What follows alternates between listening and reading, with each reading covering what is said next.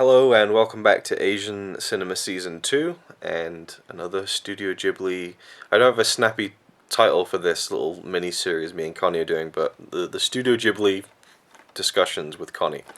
So, this was a film Connie hadn't seen before, and it is Isao Takahata's final masterpiece, The Tale of the Princess Kaguya.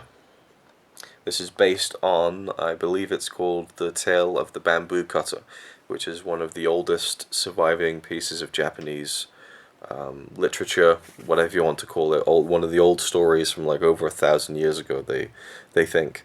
So it's this, it's a very kind of classic Japanese folk tale, whatever you want to call it, myth, fable, story, mission, quest thing, and it is a story about a bamboo cutter. A simple man lives in the country with his wife, and he's cutting open a bamboo tree, and inside he finds a very small princess who he can hold in the palm of his hand, very tiny.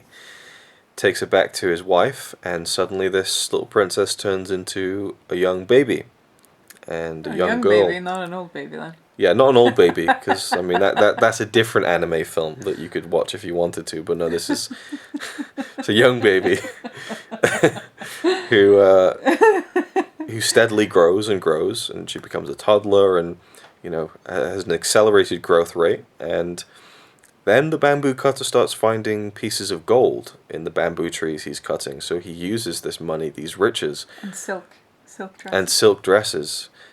To set up a new life for himself and his new daughter as a princess in the town. And so he always called her a princess, though.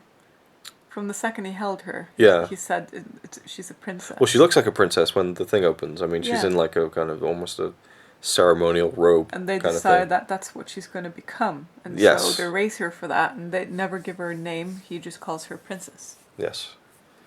So they leave the country, and they go to the city in a palace, and he essentially buys this girl her way into being a princess. She's not true royalty, but he has the money to be able to kind of cheat the system in a way. And she grows up into a young woman, and it doesn't really state how much time has passed. I would guess a couple of years. From the way that she grows very quickly. Maybe 2, yeah. Maybe 2 years, something like that, And 2 or 3. We now have this old man who comes in and gets a glimpse of the princess.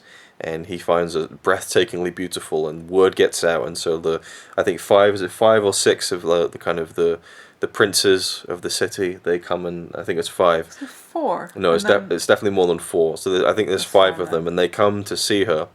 And I mean, I'm going into the whole story now, but basically, it's about this princess and how she's coveted by these princes and how they want her hand in marriage, but also how she's coveted by her father, the bamboo cutter.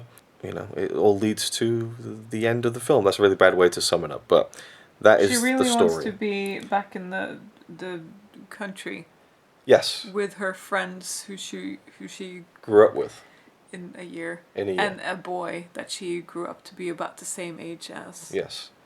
So, it's a tough film because I feel like it deserves the best review ever. Like, I feel like it deserves so much more time than a simple video than this. But I think this is mainly more about your thoughts on it, I suppose. But for me, God. I'll say, I watched it the year it came out.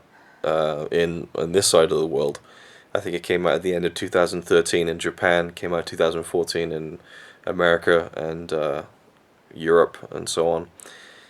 And it was nominated for an Oscar, which is the reason I watched it, just to watch all the Oscar nominated films, and I just thought that's probably the best animated film I've ever seen. And last year I did a series on my channel called The 50 Greatest Movies Ever, which was my picks for the 50 best films I'd ever seen. Not my favorites, but like the best films, and I'd put it in that list, even though I hadn't seen it in 5 years. I was kind of nervous to revisit this in case I thought, oh man, it's not quite as good as I thought it was, and I was bigging it up as like one of the best films I'd ever seen. I stand by it. I think it is one of the best films I've ever seen, and it is one of the best anime. Well, it's tough. I don't know. It's really difficult, but it's up there. And a big part of that is the way that it's drawn, the style that is used to tell this story. It's a very sparse, you know, white images where the color doesn't fill to It's the end of the very screen. minimalistic. Minimalist, and watercolors and scratchy, kind of raw, almost unfinished lines to even the characters and their faces. There's a yeah. Anyway, so I love the film, and you didn't, I don't think. No, no, no. I really, really, really liked it. It was just that when he was selling the movie to me, he said, I don't think that you're going to love the story as much as you're going to love the visuals of it. Mm-hmm. And the animation. And it was the complete opposite. I really liked the story. It was just so interesting to me how she grew and everything. It was very long, and it was just captivating in a way. I got really into it. I cared about how she felt. I thought the voice acting was really great. Yeah. The old guy, the dad. And when we watched a little bit of how he was like when he was, come here, princess, come here, and stuff like that, and it was just you feel believable. You feel a real love from the bamboo cutter for the princess. Yeah. But I always get frustrated. I say always. I've seen the film twice, but when I watch the film, I get so frustrated that he can't see the bigger picture. He can't see that she and probably him would be so much happier with a simpler life than this life of royalty that he's bought for himself and for her. I think he does enjoy being a part of that world. It's part of his own ego as well, and being able to kind of speak to these princes and things like that. And I'm the father of the princess, but also I still believe that he completely loves her. I don't think that there's a bad bone in his body. I think he's just been misled in a way. And anyone I've seen talk about the film never really talk about this. Maybe it's not the intention, but that's what I get from that part. Is that I really feel like he just becomes a little bit blinded by things, and can't see what his daughter, for all intents and purposes, really wants. Yeah, you can't see that she's just depressed and unhappy. Yeah. But I think it's because he's just been blinded, like you say, because he thinks that that's what she's meant to be. Yeah. Like the gods gave him the gold, and they gave him, and he came home and he was convinced this is what is supposed to happen. Like it was destiny. Like she's too good for this, country life in a way. Yeah, and it's kind of heartbreaking actually, just like how wrong he is and how happy she is, and she doesn't even seem to be able to talk to him, and the mom is just like in between everything. She's supporting the both of them in a way. Yeah. And it's very Japanese, I think, Very. in that way. It's a really, really good and solid story, and from where it originates, it's obvious why. Mm-hmm. If it's the bamboo cutter, I feel like I want to see a live action movie of this, or a different type of animation, like more digital. Right. Okay, so one thing, just to cut in, when I was saying you might not enjoy the story as much as you will the visuals, I think you were thinking of something really stunningly beautiful, like a Makoto Shinkai film or something like that. Yes, where it's like stunning, mouth-wateringly gorgeous.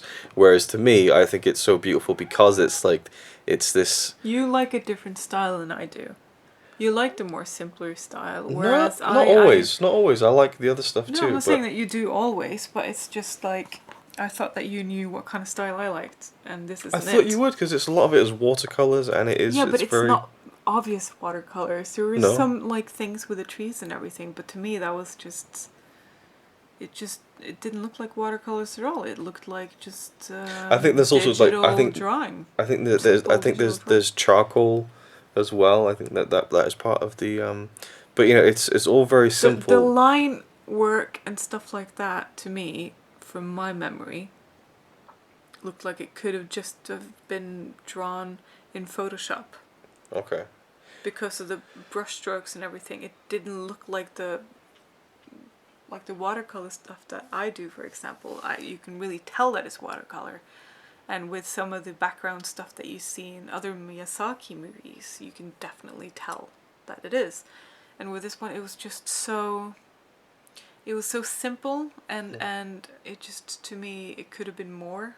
Okay. Because the story was so big, but maybe that's like the beauty of it too, the contrast, how massive the story is and how minimalistic the visuals is. You know, it balances each other out. I think it does. But this is just a taste thing. Yeah. To me, it's not the kind of animation and drawings that I enjoy looking at. So to me, I would have liked more to make it really pop. But the story was so good that it was okay, and I got used to it in the end anyway. I thought it was great. It was just disappointing visually because I was expecting like a and then you know. Yeah, I think it's the opposite of a I think it's like the simplicity of it is what makes it kind of special. And the thing that really for me works, and it's the one thing I think about with this film that just makes it so brilliant and great, is that on the outside it feels like a tale from hundreds of years ago. And then I learnt that that's because it is a tale from hundreds of years ago. So it has that kind of classic feeling to the story. And knowing this is a story that was written and conceived hundreds and hundreds of years ago. And then the style of the animation, to me, makes it feel timeless. I see what you mean by the charcoal and stuff. Right, so, but do you understand what I mean by it feels like a timeless film? Yeah, like, yeah. I look at that. It's already old, isn't it? I look at that and I don't think, oh, that's a film that was made in the 2010s.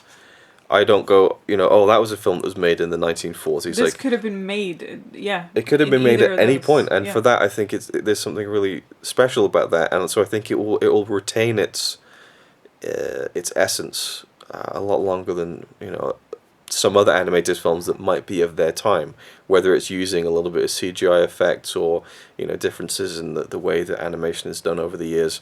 The way that the characters' expressions come out through the very simple drawings is just so great for me.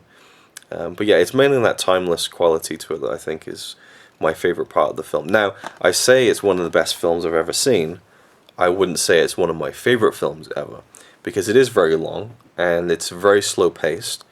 You need to be in the right frame of mind for it, but I loved revisiting it. Like, I just fell in love with it all over again. I think the first 20-25 minutes where she's a kid in the country, it's just, it's so good. Like, just little simple things like I think you like it extra because that's the kind of life that you want as well. No. You always loved the countryside. What? Where's this coming from? You. Me? What? Every time, like, we see something, it's like, I'd love to live somewhere like that. In theory, I think I'd hate it if it was reality. I think it's very picture perfect. No, what picturesque, fantasy, wish fulfillment. I don't know. In Norwegian, we call it idyll. It's where it's just perfect. Yeah, picture perfect. Did you say idyll? Idyll. Idyll. How do you spell that? IDYLL. Yeah. So like idealistic, like. I guess. Yeah. But it just means, I don't have a direct translation for it. It's just when something is like kind of like paradise. Okay. In a way.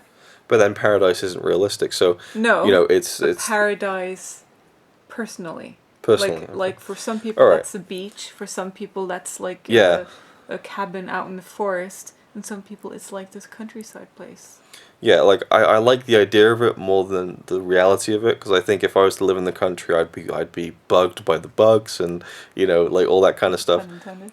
No pun intended, really isn't. But yeah, no. But I think that take out my personal like kind of idealism of the simpler life in the country.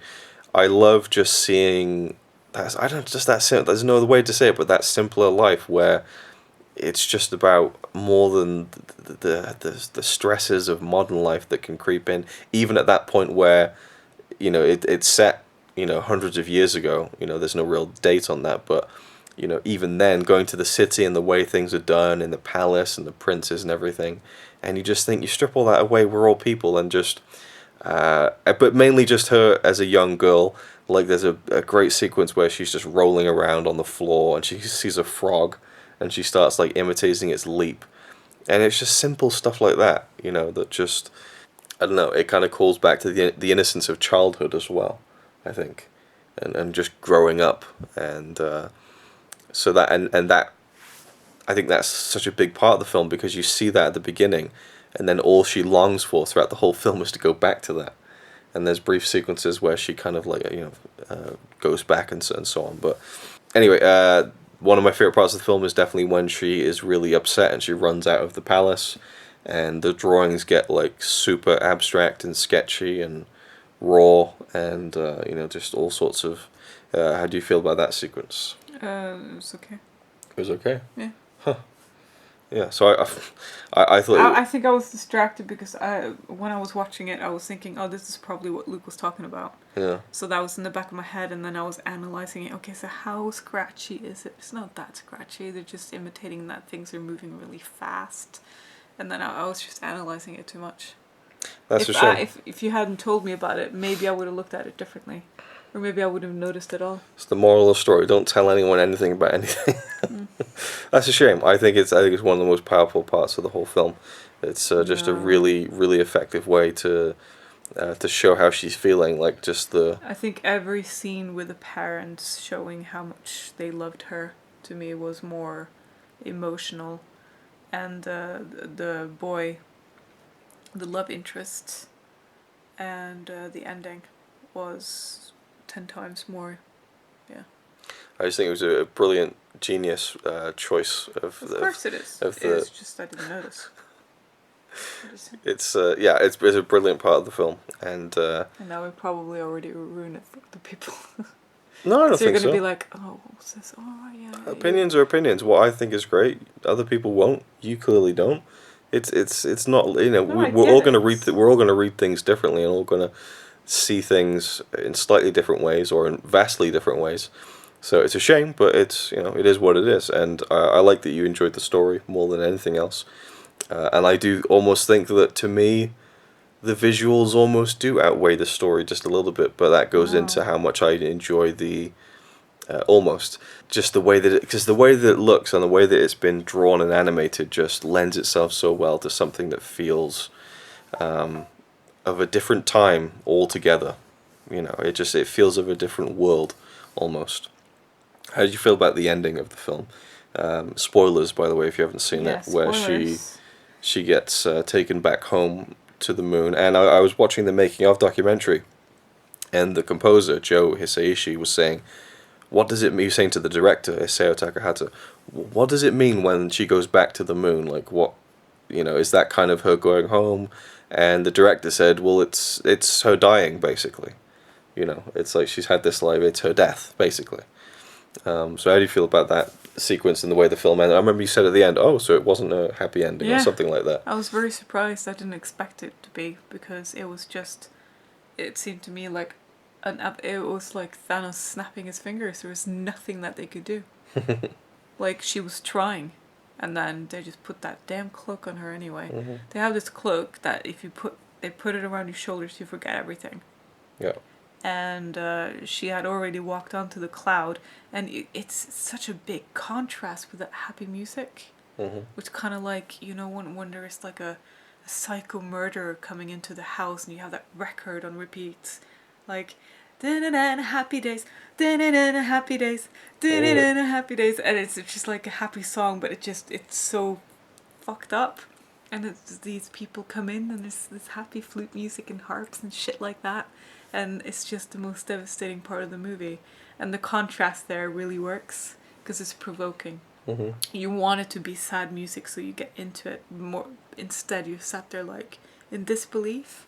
And she walks up on the cloud and she's already like kind of captivated into it and she's accepting it because she doesn't know what she's doing. And then the parents are screaming at her to come back. And then she hears the song that she was singing when she was a kid. And the kids are coming along and singing, and she snaps out of it. And she turns around and the parents are there on their knees. And then she's saying, no, give me more time. And trying to like not have the cloak on her. And then when she's not looking, they do it anyway. And you get that hope, oh, she's going to get back. And then that bitch just puts a cloak on. And then she stands up, turn around, and they're crying. And they go off to the moon, and then she turns around when the world is like all the way behind her and stuff, and it's over, and I'm just like, wow, that's actually some dark shit right there. Yeah, this is a sad ending. What good came out of this? Nothing. But then funny. What's interesting is she puts the cloak on that makes her forget everything, but when she looks back at the very end, I think there's like a tear in her eye. She looks back because she remembers. Right. But the song that she knew was from another lady who went through the same thing. And she was singing back to the earth when she was on the moon. Yeah, yeah. So obviously you remember once you're far enough away. Yeah, I suppose. Too late. But yeah, it's a very... I was just thinking, just jump! And gravity will pull you down eventually. Well, as soon as she remembers, I mean, it's just this build-up of inevitability from her. She's just like, I can't, that's it. And she's devastated that she has to go back. She doesn't want to. And feels like she might have wasted her time on Earth without really knowing that she was on a clock, or that she had a time in which to do everything, or because it was her to fault that she got picked up because she wished for it. She wished she for didn't it. know that she wished for it. Right? But she did. Yeah. So it's kind of like the kind of tragic Kind of like twist. a moral to the story: be careful what you wish for. Yeah, exactly. But yeah, The Tale of the Princess Kaguya. After watching the making of documentary, I kind of I'm even more a fan of it now. And the music is great. The music is really, really good, and you see how hard they worked to get the music right, and the ending song and everything, which is kind of the theme of the movie, and then also the lullaby, I guess you call it, or the kind of children's song that they sing throughout the film is really memorable. That was stuck in our head for a day the other day. Yeah, it's completely gone now. It sticks, yeah. But yeah, I'm glad you enjoyed it, and it's difficult when you have expectations, but again, I thought that you would have this same reaction, but in reverse. I really thought you would have really appreciated the technical elements of it. I'm thinking after 10 years, you should know me better. I don't know. It would be boring if I knew your response to everything, and that's kind of half of the fun in a way. Is like, well, I feel like this one was an obvious one though. I don't know. But then again, you wasted my time with other movies. I honestly thought the story would bore you. I did think that you would be a little bit with the story. I really did think that, and I thought that you would appreciate the visuals more. But that's fine. So, is that any final closing thoughts to add? Could you ever see yourself watching it again? Is a question. Yeah, maybe in 10 years. Okay. I love how you always have a specific year kind of number answer. It's always like in about 7 years. It's always like a. So not anytime soon. I hadn't seen it in 5 years, and I think it's one I would like to go back to every few years. Really savor it. And anyway, so that's our thoughts on that. And now Connie's just chatting to the cat, so I should really wrap this up. Before the ending gets any more convoluted. So thank you for watching, and we'll see you in the next one. It's alright by me. Apart from the fact he throws cans and calling into a tree. Yeah, he's really cool. Yeah, he's really cool. But he's not quite as cool as you.